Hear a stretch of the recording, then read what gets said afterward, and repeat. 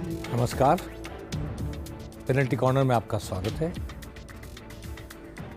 विधानसभा चुनाव की यादें अभी पूरी तरह विस्मृत नहीं हुई कि लोकसभा चुनाव की तैयारी शुरू हो गई।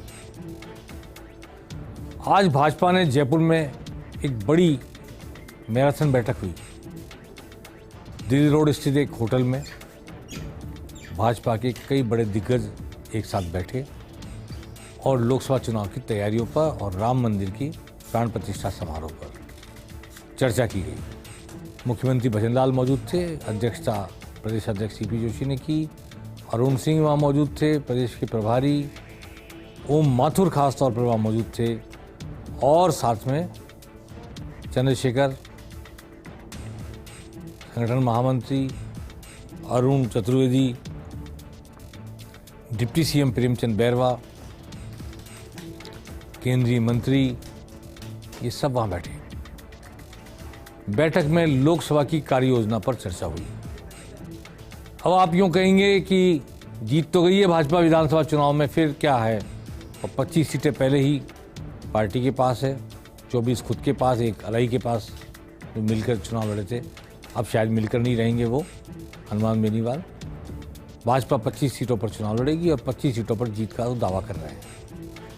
उनका कहना है कि मोदी के नाम पर और राम मंदिर की स्थापना पर, सनातन के नाम पर जो वोट पड़ेगा, उस वोट पर कोई खतरा नहीं है 25 सीटों में 25 जीतने पर। फिर भी विधानसभा चुनाव में जो वोट पड़े, अलवर जैसे लोकसभा क्षेत्र की विधानसभाओं को देखें, आधी से ज़्यादा विधानसभा सीटें कांग्रेस ने जीती। सीकर को देखें, सीकर प्रॉपर, दाता रामगढ़, लक्ष्मणगढ़, फतेहपुर शेखावटी, सब कांग्रेस ने जीती। ऐसे ही अलवर में थानागाजी, रामगढ़, अलवर ग्रामीण, उधर राजगढ़, लक्ष्मणगढ़, कई सीटें हैं। 8 में से आधी से ज़्यादा सीटें कांग्रेस ने जीती। तो ये जो कुछ लोकसभा सीटों पर इस तरह कांग्रेस अग्रणी रही, अग्रता बना के रखी हुई है, क्या उन पर कोई वास्तविक खतरा है लोकसभा चुनाव में? इसका मूल्यांकन किया गया और इस पर भी मैं समझता हूँ चर्चा हुई होगी कि जो 3 सांसद लोकसभा के सदस्य खड़े हुए और हार गए बुरी तरह, 2 तो उनमें से बहुत ही बुरी तरह, एक की जमानत जब्ती देवजी भाई पटेल और दूसरे भागीरथ चौधरी जमानत जब्त होती होती बची, 32-33 हज़ार मात्र वोट आए। तो इनके बारे में भी चर्चा हुई कि इन सीटों पर अब क्या कोई नया उम्मीदवार आना चाहिए, नहीं आना चाहिए। ये सब विचार उमड़ते घुमड़ते हैं, सामने आते रहते हैं। मूल बातें ये हुई, जैसे अजमेर सीट पूरी तरह भाजपा उन्मुख सीट मानी जा रही है,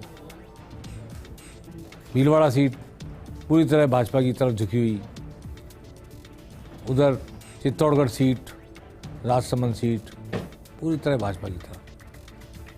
परंतु वहाँ भी भाजपा के पास उस तरह की प्रत्याशी या तो है नहीं, या फिर जो प्रत्याशी आज की तारीख में उनको बदलने की जरूरत पूरी तरह महसूस की जा रही। भीलवाड़ा का खास तौर पर मैं जिक्र करना चाहूँगा।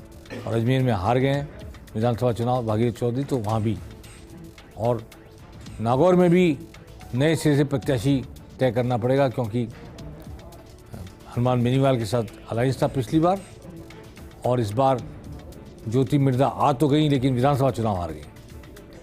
तो भाजपा को यहाँ भी सोचना पड़ेगा। ऐसी बहुत सी सीटें हैं।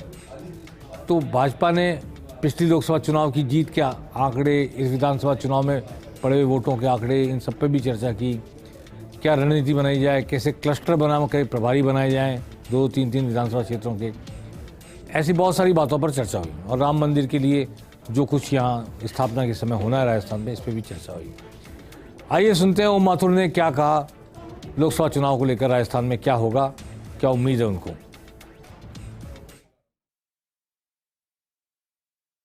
निश्चित रूप से 25 सीट जीतेंगे। भारतीय जनता पार्टी अभी से ही प्रांत के कुछ प्रमुख लोगों के साथ, 40-42 लोग हैं, प्रमुख लोगों के साथ बैठ करके रचना बना रही है। छोटे छोटे 2-2, 3-3 कॉन्स्टिट्यूंसियों के क्लस्टर बनेंगे, वहां सारा नीचे तक का बूथ इस तरह का होमवर्क का, इसी निमित्त ये बैठक रखी गई है और उसी की डिटेल चर्चा हो रही है। काम नीचे तक पहुंचे, इसलिए काम का विभाजन है। कुल मिला के ये समझो क्लस्टर काम, कोई नया शब्द नहीं है।